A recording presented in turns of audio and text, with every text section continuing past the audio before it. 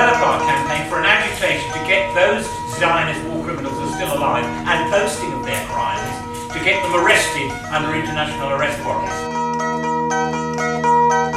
£100 from our friends here. Raised now £1,100. Peter Rushton!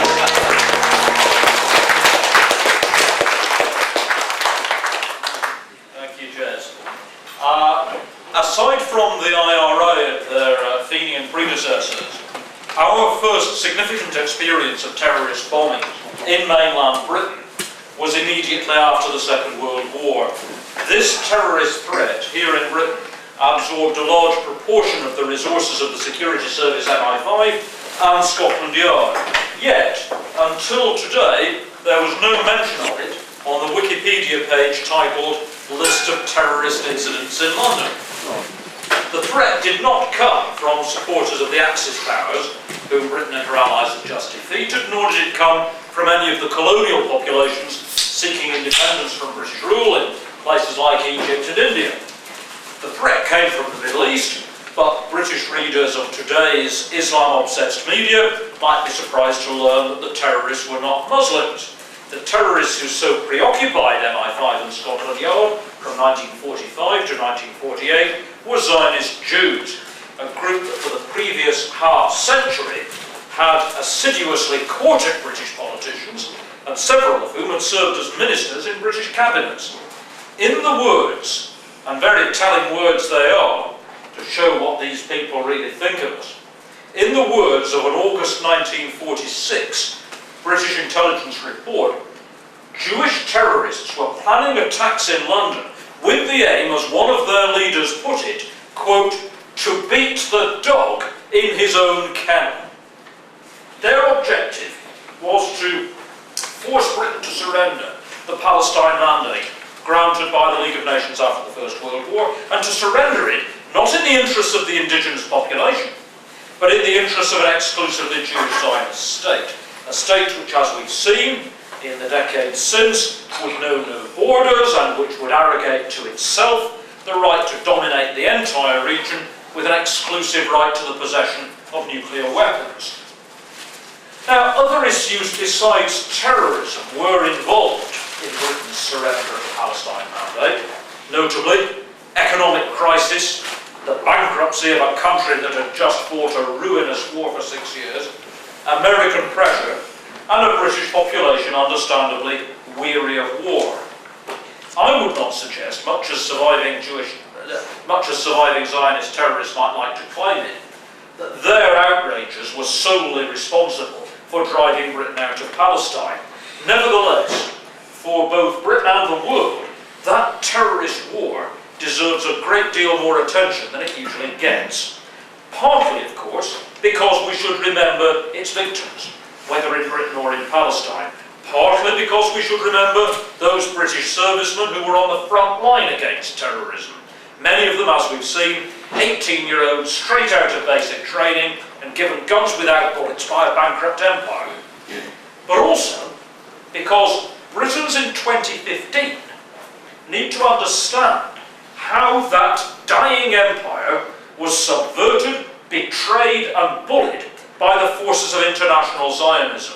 Forces that the British Empire's rulers had once thought would be its saviours, but in fact proved to be its gravediggers. The first British casualties of Zionist terrorism were not themselves the direct targets. They died because of their efforts to fulfil the British mandates in Syria and protect Arab civilians from Jewish terror. In April 1938, 2 British constables serving in the Palestine police were killed as they tried to defuse a bomb that had been left on a train carrying Arab workers to the Haifa oil terminal. 2 months later, the British authorities for the first time hanged a Jewish terrorist, having previously exercised restraint. As we shall see, they continued for the most part until the execution of Dov Gruner. The British authorities within Palestine continued a policy of restraint and of holding back from actually executing the ultimate penalty, held back, continually put off executions, partly because they were out of political weakness, out of American pressure, out of the sheer ruthlessness of the Irgun and the Stern gang, who, when one of their men were on death row, would say, "You hang that man and you're for it." And sadly, the British authorities didn't have the guts, I have to put it that way. The British authorities, Britain's rulers, didn't have the guts to say, "Well, look, if we surrender to you now, we'll just have to keep on surrendering to you."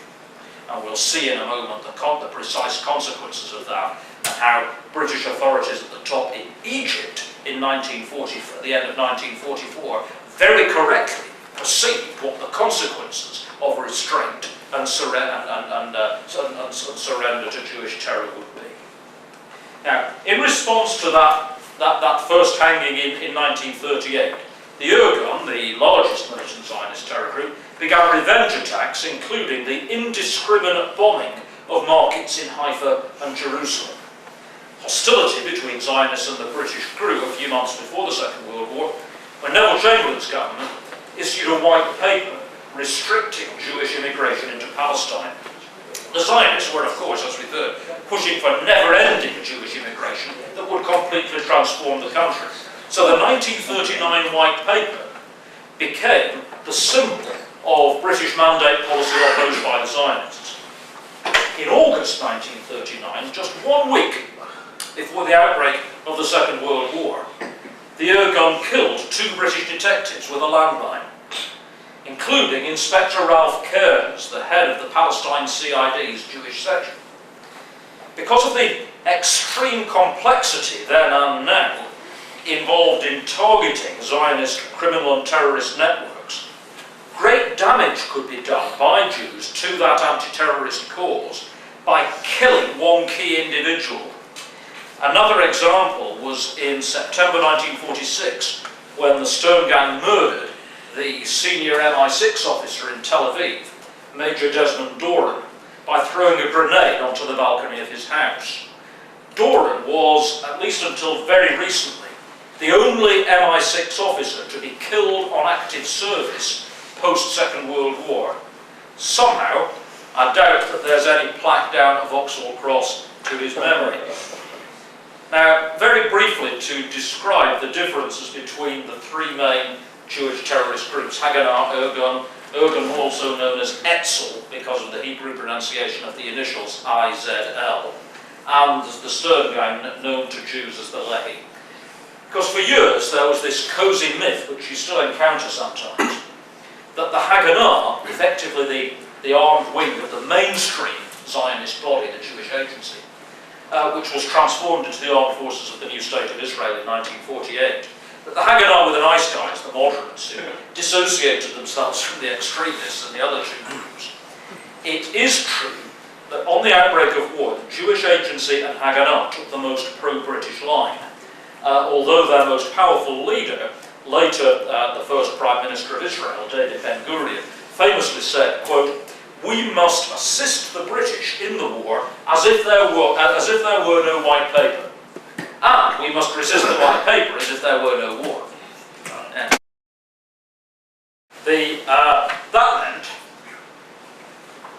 That meant being on Britain's side against the Germans, while subverting British policy in the mandate and implicitly preparing for a war against Britain as soon as the war against Germany was won.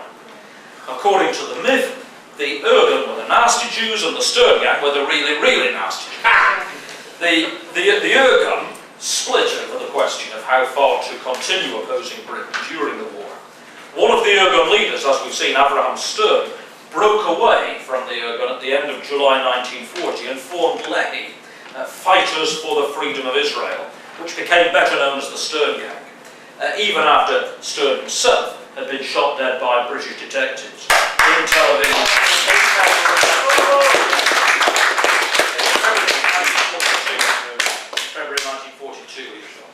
The effective leader of the Stern gang after Stern's death became Yitzhak Shamir, who was eventually Prime Minister of Israel during the 1980s. Ideologically, the Stern gang was all over the place during the 1940s, prepared to do deals with anyone, Hitler, Mussolini, Stalin, if it would advance the anti-British cause. Meanwhile, the Ergun leadership supported, the Ergun leadership, apart from Stern who'd broken away, his followers had broken away, the Ergun leadership supported the anti-German war effort, at least in the beginning. Significantly, some Ergun terrorists had received specialist training from the Polish army in the Carpathian Mountains during the late 1930s and had been supplied with Polish arms. David Razil, the Ergun's leader, was among numerous members who fought on the British side. Razil was on a British-sponsored mission inside Iraq in May 1941, partly with the aim of assassinating the pro-German Muslim leader Hajj Amin al-Husseini, the Mufti of Jerusalem, when he was killed Razil, was killed in a German air raid. Razil's colleague Yaakov Meridor, who'd been with him on the Iraq mission, returned to Palestine and briefly took over the Ergun, but later handed the leadership to the young Polish immigrant Menachem Begin. With the turn of the tide in the Second World War after El Alamein, when it became obvious that Rommel and the Germans were not going to conquer Palestine, the Ergun moved towards a more anti-British policy. One of the last Ergun efforts, before Meridor formally handed the Ergun leadership to Begin, was a failed plot to kidnap the British High Commissioner in Palestine, Sir Harold McMichael. At the start of 1944, the Stern Gang developed a more ambitious plot, targeting not only McMichael, but his entire entourage. As they attended a service at St. George's Cathedral in Jerusalem, the Stern Gang planned to blow them up with a massive bomb. The terrorists were caught red-handed planting the explosives the night before, but they shot dead an Arab chauffeur who raised the alarm. It was in, as we've heard, November 1944 that the Stern Gang carried out their most notorious atrocities so far. Two of their operatives murdered Lord Moyne, the British government's most senior representative in the Middle East, as Minister of State in Cairo, and his driver. A former colonial secretary, Moyne had long taken a robust view of Zionist ambitions. As he told the House of Lords in June 1942, even before he took up the post in Cairo, quote, "The Zionist claim has raised two burning issues. Firstly, the demand for large-scale immigration into an already overcrowded country, and secondly, racial domination by these newcomers over the original inhabitants." With those words and others in that 1942 speech, Lord Moyne had clearly made himself a Zionist target long before his appointment. And on the 6th of November 1944, two Stern Gang assassins murdered Moyne and his driver outside his official residence. In the eyes of Arabs and British diplomatic experts at the time, these were not just wicked murders, but a clear challenge to British authority. A top-secret telegram from the British headquarters in Cairo to the Foreign Office spelled out the danger in terms that were remarkably prophetic. This, the leadership from the Minister Resident's office in Cairo wrote to the Foreign Office, and I quote, "By showing weakness or tolerance in the face of Jewish terrorism, we stand to lose the respect of the Egypt to Arab world, and faith in method of violence will spread among Arabs as well as Jews, and even among Egyptians. We have already reached, if not passed, the limit of safety, and cannot afford consequence of failing to take whatever steps are judged necessary and effective." In particular, many Arab observers and British observers with expertise in the region were seeing the murder of Lord Moyne in the context of a murder of a much lower profile figure that had taken place during the Arab Revolt of 36 to 39, which had resulted in huge reprisals, in effect, by the British authorities against the entire Arab population. So they were effectively saying, if you are seen to be weak in response to what is clearly a politically motivated murder by Jews of no less than Lord Moyne, if you're seen to be weak in response to that, people will draw the conclusion that the Jews can get away with it.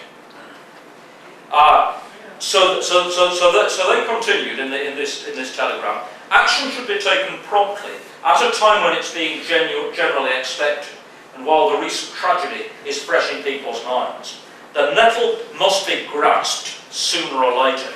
In particular, they said that what should be done by the British authorities was the disarming of all irregular Jewish forces, and a clear message being sent to the Jews that if you think you'll get extra immigration certificates by doing this sort of thing, the opposite will happen. We'll actually suspend the immigration quota. So just to show that you're not going to get anywhere with this terrorism.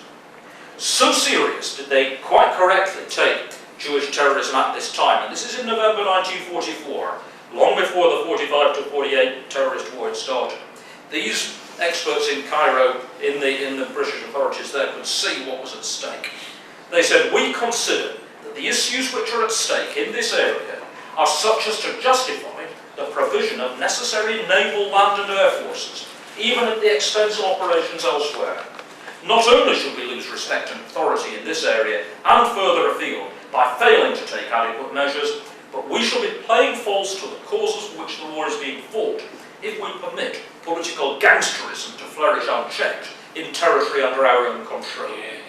We may well lose more by permitting our authority to be successfully challenged in Palestine by methods such as these, than by the consequences which the diversion of troops might have upon the progress of the campaign in Italy. So even at that crucial stage in the Second World War, that was how serious it is. Finally saying, we consider finally that terrorism must be stamped out before His Majesty's government decide upon any solution of Palestine problem which Arabs would regard as favourable to Jews. Otherwise, our policy will be infallibly attributed to weakness, and our position will be rendered more difficult than ever. And indeed, so it proved. Lord Moyne's assassins were caught and executed, but the broader question of severe reprisals against their Zionist masters was avoided.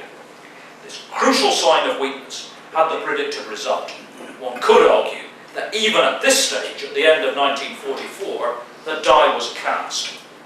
One immediate result of Moyne's murder was that a senior MI5 expert on Palestine, Alex Keller, was sent on a 2-month visit to the Middle East to assess a range of security problems. On his return to London in February 1945, Keller produced a report which pointed to sinister French connections with the Stern Gang and other Zionist terror groups. It was even suspected that the French had cooperated in organising Lord Moyne's murder. And those of you who were present at the British Colonists Club will see the link between what I'm about to read from Alex Keller and what later happened in 1947 with the protection of the French Jewish bomber Robert Mizrahi. Because back in the start of 1945, in this very, very secret report that Keller wrote for the top level of MI5, he wrote, the Stern Group, however, would seem to be receiving support from the French. The French, of course, being still our allies at this stage, we were still fighting the Second World War in alliance with the French. The French, whose activities against law and order in Palestine have increasingly required our attention. We already know from top secret sources that French officials in the Levant have been clandestinely selling arms to the Haganah, and we've received recent reports of their intention to stir up strife within Palestine, not only in retaliation for the part we played last year in supporting Lebanese and Syrian demands for independence, and here we see the importance of the whole situation, because it wasn't just a matter of what Britain does in relation to the Jews, it was what is Britain's policy going to be in relation to the Arab world. Because what Lord Moyne knew, and another reason why he had to be killed, was that the Jewish problem would be much more easily dealt with by Britain if Britain moved away from the policy of Balkanisation, of setting Arab against Arab, deliberately setting Arab against Arab, and moved towards a policy of Arab unity in the Middle East. And that this was the crucial question. The moves towards Arab unity would, of course, be resisted by the French, and hence the French and the Jews had tremendous common interest against both Britain and the Arabs. but also by embarrassing our position in the Mandate to distract our attention from French activities in Syria and the Levant. When I was in Beirut, ISLD, as he puts it here, which is it's a cover name for MI6, it's considered impolite to say MI6 in an MI5 memo. ISLD indicated to me that while they had no sure evidence, they suspected that the Jewish terrorist organisations were likely to seek refuge in the Levant states and conduct their operations from there, if not with French connivance, at least with their tacit approval. And there's two lines blanked out, and finally he says, French officials in Beirut have suggested to Paris that they should finance the Stern Group, it being in French interests to back any movement in opposition to the Greater Syria scheme, which, if brought about, would undermine French influence. So Alex Cohen, who was in a position to know as MI5's leading expert on Zionism, put it. Many years later, during negotiations with Egypt for an exchange of prisoners after the 1973 Yom Kippur War, Israel secured the return of the remains of the Stern Gang assassins who'd been hanged for Lord Moyne's murder and buried, of course, in a prison cemetery. The terrorist remains were brought back to Israel and reburied with full military honours on Mount Herzl in Jerusalem, Israel's national cemetery, adjacent to the Yad Vashem Holocaust Memorial. As the end of the Second World War approached, the Irgun brazenly warned that VE Day for Britain would be D-Day for them, and various acts of sabotage were attempted on VE Day itself, but decisive moves towards stepping up anti-British terrorism were not triggered until October 1945, because Jewish agency leaders hoped that the new Labour government might be more favourable to Zionist objectives. In fact, it proved the opposite. Clement Attlee and his Foreign Secretary, Ernest Bevin, determined effectively to stick to the 1939 White Paper policy and not to abandon Palestine to Jewish domination. Ben-Gurion had discovered what Labour's policy was going to be before it was announced, as he had a highly placed spy within London's intelligence establishment, whose identity I will discuss in a forthcoming book.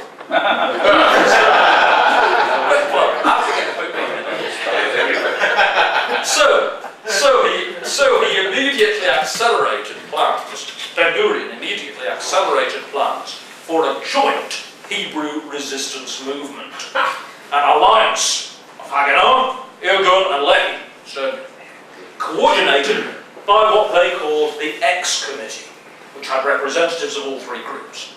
The most important Irgun representative on the X Committee was a man called Eitan Livni, whose daughter, Zippy Livni, became Israel's foreign minister from 2006 to 2009.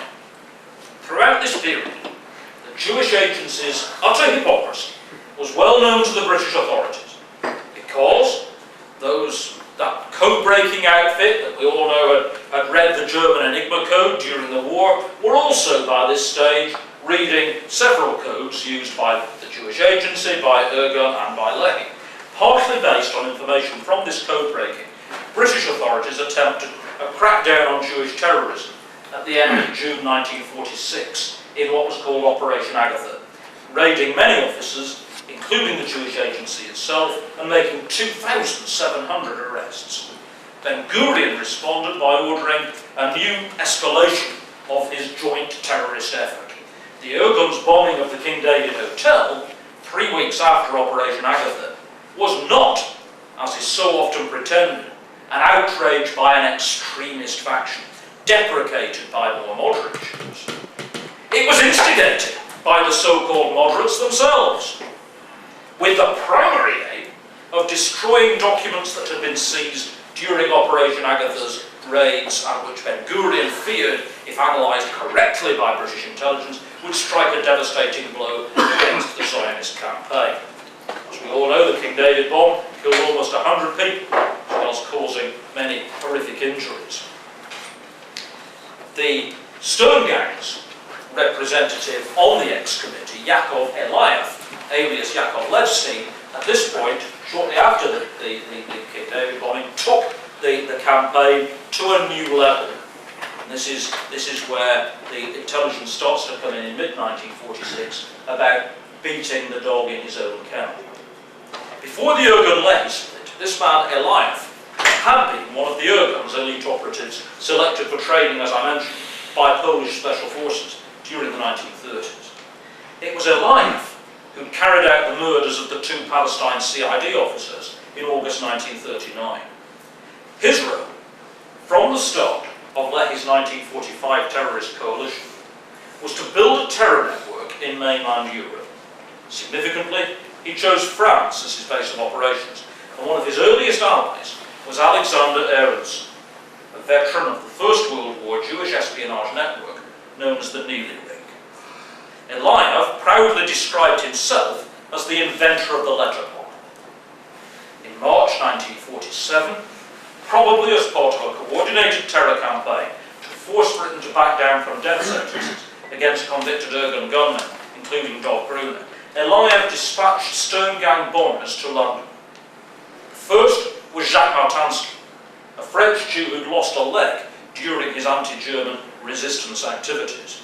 He packed... But he almost made good use of it, Michelle, because he packed his artificial leg with gelignite, but was turned back by British customs officers who'd perhaps been tipped off about Martinsky's connections by MI5. Yeah, they were well informed about that one. But sadly, Martinsky's close colleague, Robert Mizrahi, a philosophy student at the Sorbonne, made it past customs and arrived in London. Using a frequent Stern Gang tactic, he packed the shoulders of his overcoat with gelignite and left it in the British Colonies Club of Trafalgar Square, where we've just been this afternoon. The bomb exploded, causing substantial damage and several injuries. Then and since, the Stern Gang have claimed that they were attacking an elite club for colonial civil servants. Even in this recent book by the Jewish historian Norman Rose, Yaakov Eliav's lies about the bomb target are repeated. As Norman Rose puts it in this book, quote, "In late April, an explosion rocked a gentleman's club near St. Martin in the Fields Church, London, frequented by the staff of the Colonial Office," end quote. In fact, the British Colonies Club had been set up as a welfare facility for servicemen from the colonies, i.e. non-whites on leave in London or awaiting demobilisation thousands of miles from home. These were the targets of this particular Stern Gang bomber, not Whitehall mandarins or generals whose clubs, let's face it, were not quite so easily accessible to foreign terrorists.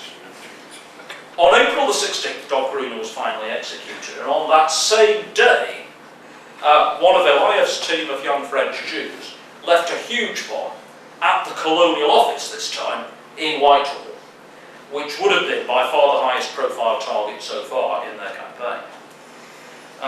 This young woman, Betty Canute Lazarus, conned a gullible Whitehall security guard into letting her use the ladies' loo at the Colonial Office, which is a building opposite Horse Guards, which now houses the Scottish Office. She left behind a parcel containing 24 sticks of dynamite. According to the Special Branch Commander, Leonard Bird, this, and I quote, would have blown the sort of hole in the Colonial Office that was blown in the King David Hotel. So on Whitehall, you've just seen the type of damage that was done there. Fortunately, the timing device failed, and having failed to explode, the bomb was discovered by a cleaner. One has to remember that letter bombs were in their infancy. In fact, Eliav claimed to have invented them, and several sent by Eliav to British politicians during the spring of 1947 failed.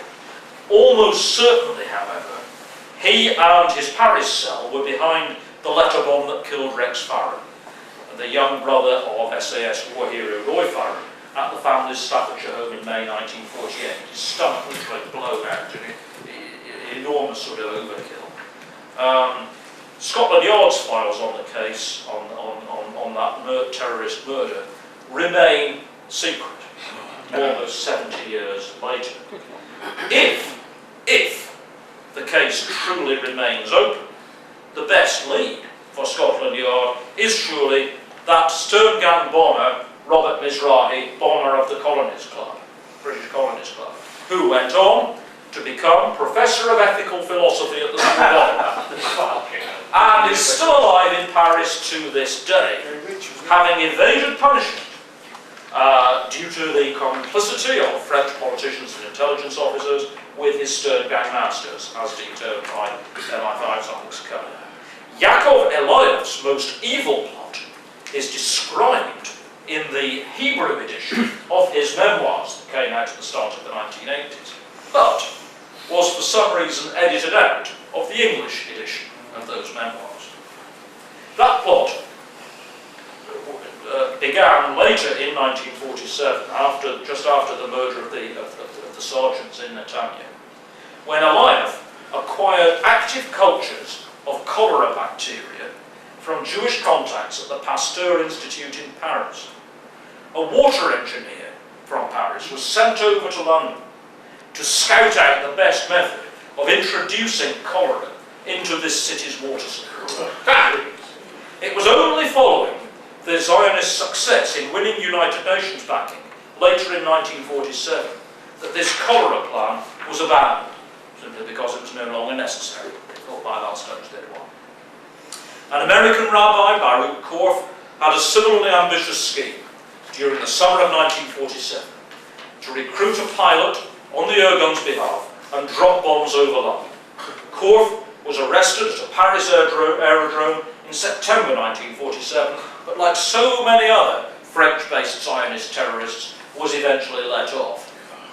He returned to America, where by the 1970s he had become a very prominent supporter of President Richard Nixon. By the end of 1947, with the very significant exception of the Rex Farron murder, which, as I said, was in May 48, for special reasons, Zionist terrorist networks had shifted their emphasis away from attacks on mainland Britain. Their UK operatives became more concerned with fundraising and obtaining arms, including the theft of planes from British airfields. In those operations, they worked closely with very well-known Jewish businessmen and organised crime figures. But that's another story. Thank you very much.